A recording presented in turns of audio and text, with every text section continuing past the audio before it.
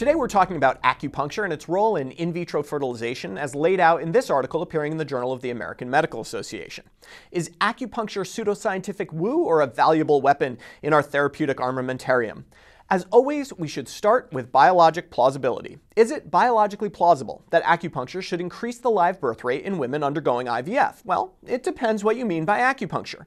If by acupuncture you mean the insertion of needles in very specific locations to alter the flow of an immeasurable energy force within the body, then no, there's no biologic plausibility here. But acupuncture may not be totally without physiologic effect. Perhaps the local stimulation of nerve endings can release endorphins or promote blood flow, although these claims are actually a bit controversial. But of course, if that's the case, sham acupuncture, where the needles are placed randomly, should work just as well as real acupuncture for IVF. And indeed, that's what was found. 848 women undergoing IVF across multiple sites were randomized to acupuncture with needles specifically placed to increase the chances of successful birth, or sham acupuncture, non-invasive needles placed randomly. 18.3% of women in the acupuncture group had a live birth compared to 17.8% in the sham acupuncture group, a difference that was not statistically significant. The use of a rigorous sham control here demonstrates what we know deep down. There is nothing magical about acupuncture.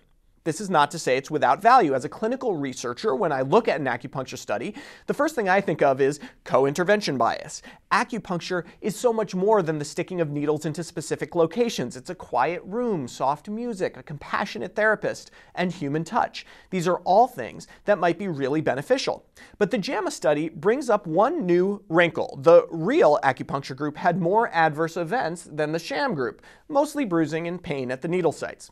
But in addition, the real acupuncture group had a 22.8% miscarriage rate compared to an 11.6% rate in the sham group. My own calculation suggests this is a statistically significant difference at a p-value of less than 0.01, which should certainly concern women considering acupuncture during IVF. But to be fair, I don't have access to the primary data or the full statistical model that was used to generate the p-value of 0.054 that appears in the paper. But regardless, given that sham acupuncture was just as good, shouldn't we just abandon insertive acupuncture altogether and focus more on the acupuncture experience, that quiet room, that human touch?